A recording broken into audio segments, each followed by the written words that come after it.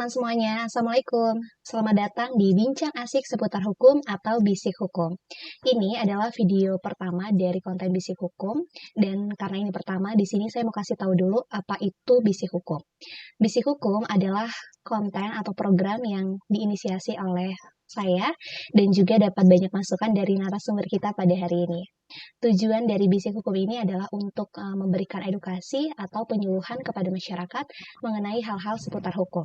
Nah, di topik kita yang pertama ini, kita mengangkat mengenai dengan pinjaman online ilegal, bagaimanakah modusnya. Nah, di sini sudah hadir narasumber, yaitu ada Kak Nurlaila Kadarwati Papulua atau yang biasa dipanggil Kak Ella. Saya mau sapa dulu ke Kak Ella. Selamat sore Kak Ella, apa kabarnya? Sore Marda, Alhamdulillah baik. Alhamdulillah. Oke, sebelum kita mulai ke diskusi kita pada hari ini, saya mau bacain dulu CV singkat dari narasumber kita. Kak Ella ini lahir di Ambon tanggal 25 Januari 1998. Beliau adalah alumni Fakultas Hukum Unhair, lulus tahun 2020.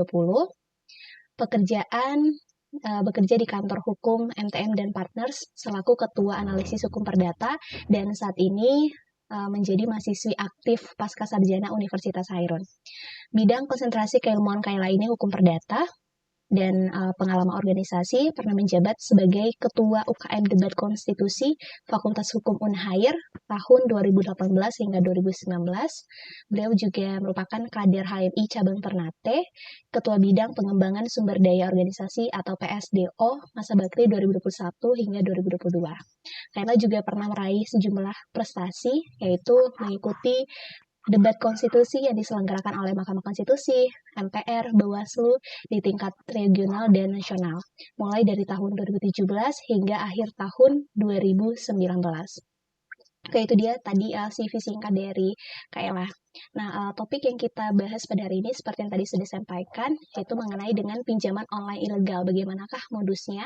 Topik ini menjadi hal yang menarik untuk kita bahas dan kita diskusikan bersama, karena memang di Indonesia saat ini itu sangat marak dengan adanya pinjaman online ilegal. Nah, bagaimana kiranya mengenai dengan permasalahan pinjaman online ilegal ini, kita akan diskusi bareng sama narasumber kita, Kak Ella.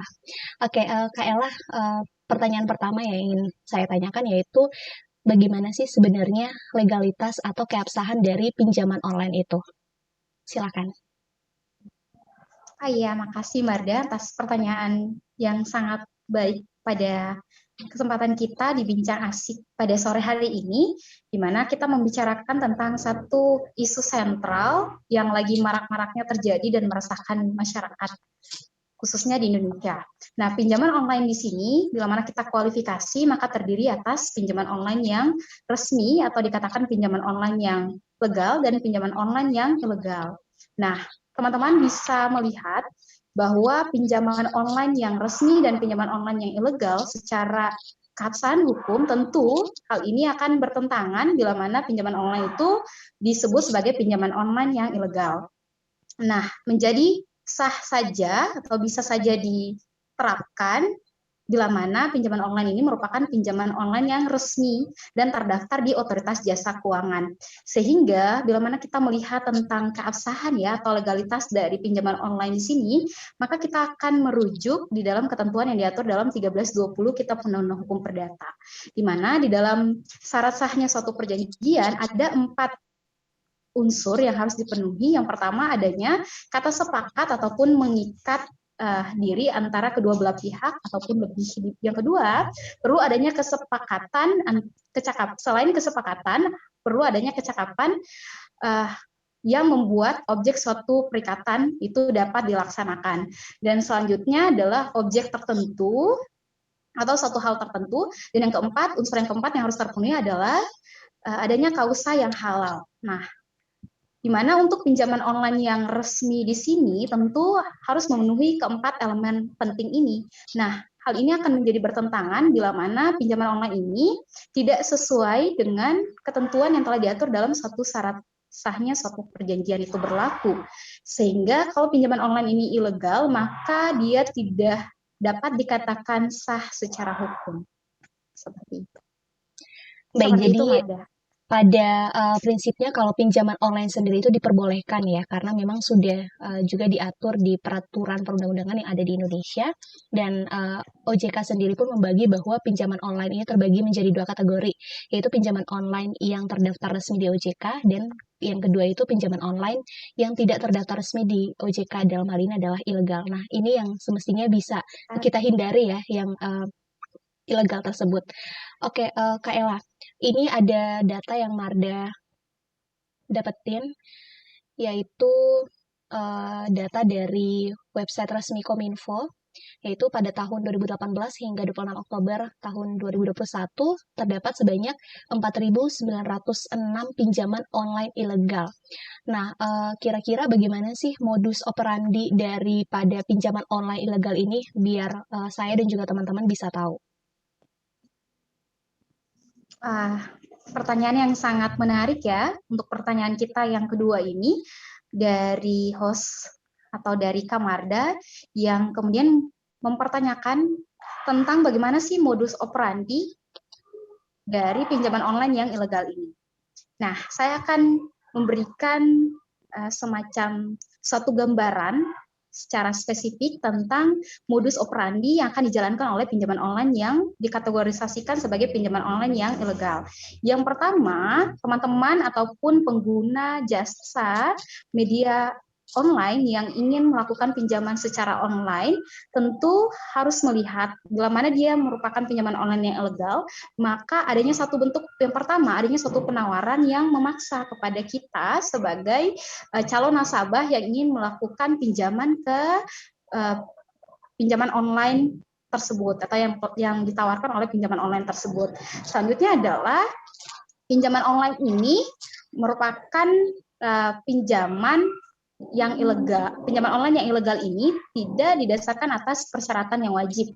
Artinya kucuran dana yang ditawarkan itu sangat cepat sehingga tidak memenuhi syarat-syarat yang harusnya dikualifikasi oleh pinjaman online itu sendiri, seperti dibutuhkan identitas yang jelas, kemudian adanya KTP, NPWP, hingga adanya proses pengecekan riwayat dari kredit melalui Bank Indonesia Checking. Selanjutnya, bila mana pinjaman online ini dapat dikatakan pinjaman online yang ilegal, maka yang terjadi adalah pinjaman online ini melakukan satu tawaran deposito ataupun meminta uang deposito di awal. Sehingga kalau misalnya teman-teman nih membutuhkan dana sekitar 50 sampai 100 juta misalnya, maka pinjaman online yang ilegal ini akan meminta dana sampai besarannya 1 juta ataupun lebih. Nah, ini berbeda dengan pinjaman online yang secara resmi, karena tentu ada hal-hal tertentu atau kualifikasi tertentu yang telah diatur dalam pinjaman online yang resmi itu sendiri. Selanjutnya, untuk pinjaman online yang ilegal, maka kita akan melihat modus operandi yang dapat dilakukan selanjutnya adalah informasi penyelenggaraan dari pinjaman online ini tidak valid. Nah, ini yang harus kita perhatikan sebagai nasabah ataupun calon nasabah yang ingin melakukan pinjaman online. Selanjutnya, teman-teman harus melihat bahwa pembayarannya itu tidak melalui pihak perusahaan, akan tetapi pembayaran itu dilakukan melalui rekening pribadi ataupun e-money yang kemudian aktivitas pembayarannya itu nantinya akan disalurkan kepada pihak pribadi ataupun karyawan yang ilegal ini ataupun perusahaan yang tidak didaftarkan di otoritas jasa keuangan tersebut. Sehingga yang menjadi bermasalah adalah yang terjadi pinjaman online tersebut ini tidak dibayarkan di perusahaan yang menawarkan jasa pinjaman online, melainkan dia dibayar ke rekening pribadi ataupun e-money pribadi. Nah, itu hal-hal yang perlu diperhatikan oleh kita ataupun teman-teman yang lainnya yang ingin melakukan pinjaman online secara baik secara resmi ataupun kalau misalnya teman-teman ingin melihat bahwa ini merupakan pinjaman online yang ilegal, maka tadi yang telah saya sebutkan, ada hal-hal yang kita perlu perhatikan secara baik sehingga kita tidak terjebak dengan pinjaman online yang ilegal. Baik, Kak Ella. Kalau menurut saya nih, Kak Ella, mengapa sekarang itu masyarakat lebih suka meminjam uang ya secara online ya, karena memang pinjaman online ini dia lebih mudah, lebih praktis, tidak perlu bertatap muka. Kalau misalkan dulu kita harus ke bank untuk meminjam itu kan ya kita butuh waktu ke sana dan juga proses pencairannya itu cenderung lebih cepat kalau di pinjaman online. Makanya itu masyarakat banyak lebih suka ya dan tertarik. Namun kita sebagai masyarakat ataupun konsumen yang akan menggunakan jasa tersebut juga harus lebih aware ya, harus lebih berhati-hati. Misalnya tadi udah Kak Ella sampaikan bahwa kalau pinjaman online yang ilegal itu modusnya macam-macam ya. Dari pertama kasih penawaran yang menarik namun cenderung memaksa kita, dan juga adanya uang deposito yang ditawarkan, dan informasi yang tidak valid. Oke, sekarang Mara mau tanya, Kak Ella punya contoh kasus tidak yang bisa di-share ke saya dan juga teman-teman biar kita tahu mengenai dengan kasus pinjaman online ilegal yang terjadi di Indonesia? Ya. Untuk contoh kasus sendiri, saya sempat searching ya, dan kemudian saya baca-baca di berita online, salah satunya di berita Yustika. Nah, Yustika Hukum yang menjelaskan tentang kasus ataupun temuan-temuan kasus sehingga bahkan dari pinjaman online ilegal ini korbannya bisa sampai melakukan bunuh diri. Nah, ini yang kemudian perlu kita perhatikan ya sebagai calon nasabah yang ingin melakukan pinjaman secara online. Benar sekali yang tadi Marda katakan, memang saat ini media online ataupun era digitalisasi saat ini kemudian menawarkan solusi-solusi, akan tetapi di satu sisi juga dampak negatifnya adalah bila mana pinjaman online ini adalah pinjaman online yang ilegal, maka yang akan terjadi pihak-pihak yang berada di perusahaan yang ilegal ini ataupun yang tidak terdaftar, bahkan tidak terdaftar di perusahaan yang resmi, akan cenderung melakukan intimidasi, kemudian teror, dan kemudian bahkan berupa ancaman. Dan ini terbukti di salah satu desa di Wonogiri, di Indonesia itu sendiri, salah satu ibu ataupun perempuan yang melakukan pinjaman online secara ilegal ini terpaksa bahkan harus bunuh diri karena uang yang kemudian tidak mampu ia bayarkan sebanyak 21 miliar. Nah, ini yang sangat berbahaya bila mana pinjaman online itu merupakan pinjaman online yang ilegal dan tidak didaftarkan secara resmi. Itu saja contoh kasus yang bisa saya share kepada teman-teman semuanya. Oke, Kayla, ini Mara pernah baca ya di satu artikel gitu yang memuat pernyataan Profesor Mahfud MD selaku Menko Polhukam. Nah, Prof. Mahfud bilang kayak gini, Kayla, kepada yang sudah terlanjur meminjam uang atau hutang di pinjaman online ilegal itu tidak perlu dibayar.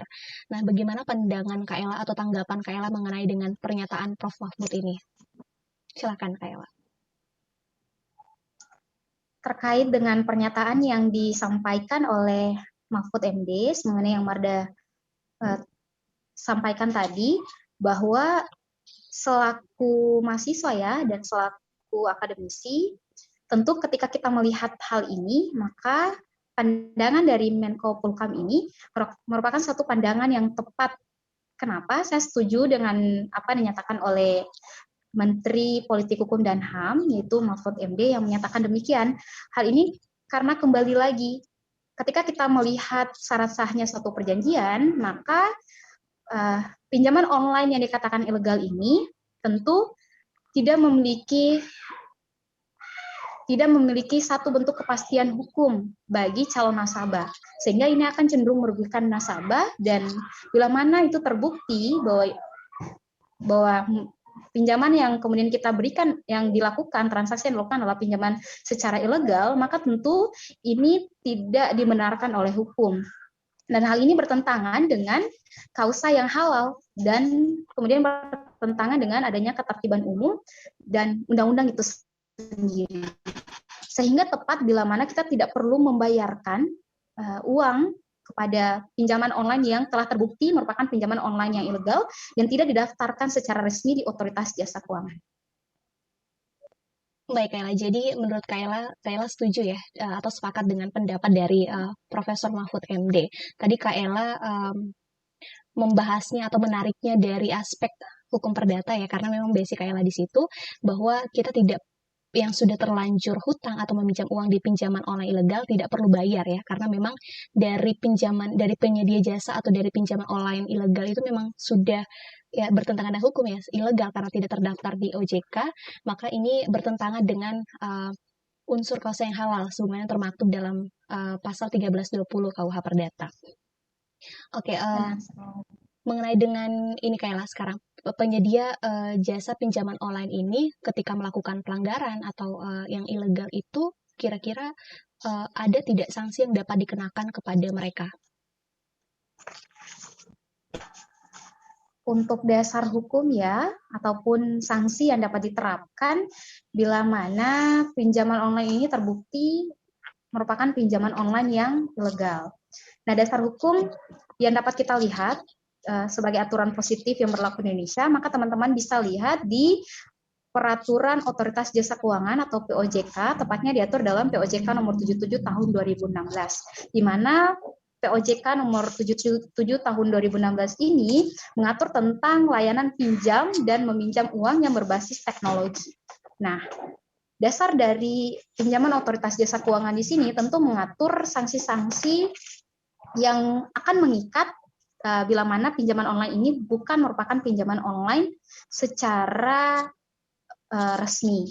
Oleh karena itu, bila mana pinjaman online ini terbukti merupakan pinjaman online yang ilegal, tentu yang akan dilakukan oleh Bank Indonesia maupun Otoritas Jasa Keuangan meliputi sanksi administratif, di mana sanksi administratif di sini teman-teman bisa melihat bahwa adanya peringatan secara tertulis yang pertama yang akan dikeluarkan oleh Otoritas Jasa Keuangan. Selanjutnya, selain adanya peringatan tertulis yang bisa diberikan, yang kedua sanksi administratif selanjutnya adalah pembayaran denda, di mana pembayaran denda di sini yaitu kewajiban untuk membayar sejumlah uang tertentu. Nah, membayar sejumlah uang tertentu di sini tentu yang telah merugikan nasabah ataupun calon nasabah yang telah melakukan transaksi pinjam meminjam secara online. Selanjutnya adalah adanya pembatasan kegiatan usaha. Nah, pembatasan kegiatan usaha sebagaimana yang telah Marda jelaskan di awal-awal pertanyaan tadi, ada pertanyaan yang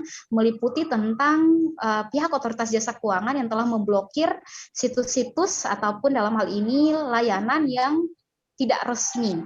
Selanjutnya, pencabutan izin. Nah, pencabutan izin di sini ketika pihak Otoritas Jasa Keuangan telah melakukan pembatasan kegiatan usaha, yang akan dilakukan oleh Otoritas Jasa Keuangan adalah mencabut izin ataupun lisensi dari satu bentuk pelayanan yang telah ditawarkan dari jasa pinjam meminjam secara online.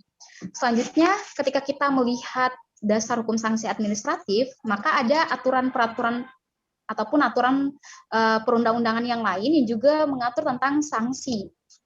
Akan tetapi di POJK hanya mengatur tentang sanksi administratif. Nah, ini berbeda dengan undang-undang lainnya yang justru akan mengatur tentang sanksi pidana. Nah, bila mana kita telah terjebak ataupun sebagai nasabah dirugikan dengan adanya pinjam-meminjam secara online yang ilegal ini, maka yang dapat kita lakukan adalah kita harus melihat kekuatan dari Undang-Undang ITE, di mana di dalam Undang-Undang ITE yang terbaru di Undang-Undang Nomor 19 Tahun 2016 itu mengatur tentang pasal-pasal terkait yang dapat kita ajukan sebagai satu bentuk gugatan kepada pinjam-meminjam secara online yang ilegal. Yang pertama adalah teman-teman bisa melihat di dalam ketentuan yang diatur dalam pasal 32 dan pasal 35 dalam Undang-Undang ITE. Selanjutnya, selain pasal 32 dan 35, untuk tindakan pinjaman online secara ilegal ini, kita bisa melihat dasar gugatan kita dengan mengajukan ketentuan yang telah diatur dalam pasal 424 ayat 4 dan pasal 29 dalam Undang-Undang ITE. Selanjutnya yang mungkin tidak banyak diketahui oleh masyarakat saat ini adalah tentang sanksi perdata, melalui sanksi perdata ataupun yang dapat ditempuh melalui sanksi jalur perdata di sini adalah dengan sanksi ataupun ganti kerugian. Nah, ganti kerugian yang bisa kita lihat adalah pengaturannya diatur secara tegas di dalam Undang-Undang Nomor di dalam Kitab Undang-Undang Hukum Perdata, tepatnya diatur dalam 1243 Kitab Undang-Undang Hukum Perdata yang akan mengatur tentang mekanisme ganti rugi, biaya, dan bunga. Nah, untuk pengajuan ini bisa kita lakukan di pengadilan sehingga uang yang tadinya telah kita merasa dirugikan dengan adanya pinjaman online secara ilegal ini dapat kita kembalikan secara utuh di tangan kita agar dapat ditempuh melalui prosedur secara perdata. Dan saya sarankan untuk teman-teman bisa menempuh jalur perdata sebagai ganti kerugian. Karena kalau misalnya teman-teman memilih jalur pidana, maka yang terjadi adalah dari pinjaman online ini ataupun perusahaan ataupun pihak terkait yang nantinya akan bertanggung jawab secara hukum, yang terjadi adalah setelah mereka telah selesai menempuh proses pidana, maka uang kita tidak dikembalikan. Nah, oleh karena itu yang dapat saya sarankan adalah teman-teman harus menempuh ganti kerugian di pengadilan. Oke, baik Kayla. Jadi di sini bisa kita lihat ya bahwa negara itu berperan untuk melindungi konsumen yang ada di Indonesia. Termasuk di dalamnya adalah konsumen atau pengguna dari jasa pinjaman online. Oke, tadi Kayla bilang bahwa sanksi yang dapat dikenakan kepada perusahaan atau penyedia pinjaman online ilegal ya atau pinjaman online melakukan pelanggaran itu dapat dikenakan sanksi administratif, pidana, dan juga melalui jalur perdata ya, ganti kerugian. Nah, ini yang tadi Kayla sebutkan semacam rekomendasi gitu ya, agar uang yang kita punya itu bisa dikembalikan oleh perusahaan pinjaman online yang ilegal. Nah, tapi tadi di sanksi administratif, Kak Ella ada sebut bahwa di sini OJK itu bisa mencabut izin daripada pinjaman online ilegal. Nah, tapi mungkin di sini Kak Ella karena dia ilegal, maka kan belum diterdaftarkan, maka juga tidak punya surat izin secara otomatis. Maka kiranya OJK juga sudah tidak melakukan pencabutan izin karena tidak memiliki izin ya, seperti itu di OJK. Jadi OJK melakukan pembatasan kegiatan usaha ya, seperti memblokir aplikasinya, sehingga kita masyarakat tidak dapat lagi mengakses pinjaman online yang ilegal tersebut. Oke, Kayla, ini pertanyaan terakhir di diskusi kita pada hari ini. Ada nggak tips yang bisa Kak Ella bagi ke saya dan juga ke teman-teman agar kita bisa terhindar dari yang namanya pinjaman online ilegal? Ya, berbanding terbalik ya dengan pinjaman online yang ilegal, tentu tips-tips yang dapat saya bagikan adalah teman-teman bisa melihat pinjaman online ini secara resmi. Nah, pinjaman online dengan aplikasi yang resmi ini, tentu tips-tips yang pertama yang harus kita lihat sebagai pengguna ataupun konsumen yang ingin melakukan layanan jasa dengan transaksi pinjam-meminjam secara online, maka yang pertama adalah yang harus diperhatikan, tips yang pertama, kita harus melihat dengan pasti tentang alamat kantor, terkait dengan alamat kantor dari perusahaan yang kemudian membuat penawaran tentang pinjam-meminjam secara online ini. Selanjutnya adalah, selain alamat kantor atau perusahaan ini jelas, maka tips yang kedua yang harus kita perhatikan adalah, apakah aplikasi yang kemudian dilakukan mengenai transaksi pinjam-meminjam secara online ini telah mengantongi izin OJK ataukah tidak. Nah, kalau misalnya dia tidak memiliki ataupun tidak mengantongi izin dari Otoritas Jasa Keuangan, tentu sudah dapat dipastikan pinjam-meminjam ini adalah pinjam-meminjam secara ilegal, bukan yang resmi. Oleh karena itu, teman-teman harus melihat website resmi terkait dengan aplikasi dari pinjam-meminjam secara online ini, apakah dia terdaftar di OJK ataukah tidak. Selanjutnya adalah dari pinjam-meminjam online ini tentu memiliki izin resmi ataupun situs resmi dengan profil perusahaan yang jelas, kemudian dengan layanan dan sistem yang telah terencana, yang telah diatur dalam aplikasi ataupun layanan dari pinjam-meminjam secara online.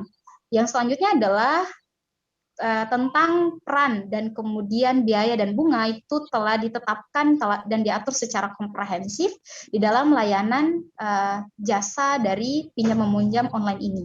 Dan selanjutnya adalah, bila mana pinjaman online ini resmi, maka telah dibuat dalam aplikasi dengan teknologi yang canggih. Sehingga pinjaman online yang resmi ini, teman-teman bisa melihat bahwa ada beberapa syarat yang kemudian nantinya akan ditentukan dan diterapkan dari pihak pengguna jasa yang resmi. Selanjutnya adalah memiliki aplikasi mobile. Nah, tips selanjutnya adalah bila mana teman-teman melihat bahwa dari penyedia jasa ini tidak memiliki aplikasi mobile, maka sudah tentu teman-teman harus menghindari dengan menggunakan ataupun menawarkan bahkan membuat transaksi dengan pinjam-meminjam online yang tidak memiliki aplikasi mobile ini. Karena hal itu tentu sangat bermasalah. Dengan adanya tips-tips yang kemudian saya berikan, saya berharap bahwa masyarakat ataupun perempuan, bahkan teman-teman ingin pinjam-meminjam secara online ini dapat berhati-hati. Ya, itu dia tadi tips yang udah dibagi sama Kak Ella, bermanfaat banget ya untuk saya dan juga mungkin untuk teman-teman yang lagi nonton video ini, karena kita sebagai konsumen juga harus jadi konsumen yang cerdas, bisa lebih berhati-hati sebelum kita ingin menggunakan atau memakai sesuatu. Seperti tadi yang udah Kak Ella sebutkan ya, bahwa kita harus yang pertama cek alamat kantor, cek perusahaannya, terus cek aplikasinya, terus bisa dicek juga di website OJK ya, karena di situ lengkap mana aja perusahaan yang sudah terdaftar atau sudah memiliki izin dan mana juga yang belum. Oke, Kak Ella. Sekarang saya mau kasih kesempatan Kak Ella untuk menyampaikan closing statement terhadap diskusi kita pada hari ini. Silakan. Baik, terima kasih Mada. Sangat senang sekali ya di bincang asik kita pada sore hari ini. Saya selaku narasumber perdana ya di bincang asik ingin menawarkan satu solusi tentang tema yang telah kita jelaskan sedari awal tentang pinjaman online ilegal dan bagaimanakah tentang jalur-jalur yang ditempuh baik secara hukum dan apakah pinjaman online ini dikatakan resmi ataukah ilegal. Di akhir perbincangan kita kali ini saya akan menawarkan beberapa solusi ataupun saya ingin memberikan satu pernyataan terhadap teman-teman ataupun masyarakat yang menonton bincang asik seputar hukum. Yang pertama, tentang pinjaman online yang ilegal ini, yang harus kita lakukan adalah sebagai masyarakat ataupun dalam hal ini perempuan yang rentan memiliki cenderung terhadap intimidasi, bahkan aksi teror, dan kemudian kegiatan-kegiatan dari pinjaman online ini yang merugikan kita sendiri selaku perempuan ataupun masyarakat. Tentunya kita harus memiliki literasi keuangan dan literasi finansial yang baik. Nah, bila mana kita sudah mengetahui tentang bagaimana modus operandi ataupun bagaimana ciri-ciri dari pinjaman online yang legal ini, tentu kita sudah harus mawas diri dengan menggunakan satu terobosan yang saya jadikan ya sebagai satu tawaran solusi mengenai pinjaman online perlu diukur dengan literasi keuangan dan literasi finansial yang baik. Selanjutnya adalah bila mana kita telah menempuh upaya literasi keuangan dengan baik, kemudian bila mana kita sudah mengetahui adanya ciri-ciri dari pinjaman online yang ilegal ini, maka yang harus kita lakukan adalah ketika kita menemui satu masalah dengan adanya pinjaman online yang legal ini, maka pentingnya koordinasi yang baik dengan pihak-pihak terkait untuk mengidentifikasi apakah dari penegakan dan perlindungan hukum kepada kita, khususnya penegakan dan perlindungan hukum dari data ataupun informasi pribadi. Selanjutnya adalah yang harus kita lakukan sebagai masyarakat yang telah memahami tentang perbedaan antara pinjaman online yang ilegal dan pinjaman online yang resmi, maka kita harus membangun public awareness dan menghindari pinjaman online yang ilegal ini. Sehingga kita tidak terlilit masalah ataupun tidak dibebani dengan hal-hal yang akan ditempuh melalui prosedur dan penegakan hukum lainnya. Selanjutnya, yang ingin saya tawarkan dan ingin saya nyatakan di akhir closing statement saya ini adalah mudah-mudahan dari adanya bincang asik dengan tema yang telah kita jelaskan sedari tadi, yang kita jabarkan mengenai pinjaman online ilegal dan bagaimanakah modus operandinya, melahirkan satu bentuk ataupun memitigasi resiko terjadinya tindakan penyalahgunaan data pribadi dan pinjam-meminjam secara ilegal. Melainkan yang harus kita tempuh adalah melakukan pinjaman dengan baik, dengan terukur, terencana, dan tentunya pinjaman itu merupakan pinjaman online yang resmi. Baik, terima kasih banyak Kak Ella atas closing statement yang telah disampaikan dan juga kesediaannya menjadi narasumber di video pertama ini. Banyak sekali insight yang sudah saya dapatkan ya dan juga tips-tips sehingga bagaimana kita bisa menghindari pinjaman online yang ilegal. Nah, untuk teman-teman juga nih semoga kita bisa lagi menjadi konsumen yang pintar, pengguna jasa yang cerdas ya, agar kita bisa terhindar dan jangan mudah tergiur dengan berbagai penawaran yang memang kelihatannya awalnya menarik ya, namun akhirnya itu justru malah merugikan kita sendiri. Nah, semoga kita bisa terhindar dari hal itu. Oke, sekali lagi makasih ya Kak Ella, dan sekedar informasi juga buat teman-teman yang udah nonton video ini bahwa konten bincang asik seputar hukum ini akan diadakan ya atau kita buat seminggu sekali insya Allah dengan topik-topik yang tentunya aktual dan menghadirkan narasumber yang kompeten pada bidangnya. Oke, terima kasih buat teman-teman yang sudah nonton. Saya Marda, mohon pamit. Wassalamualaikum warahmatullahi wabarakatuh.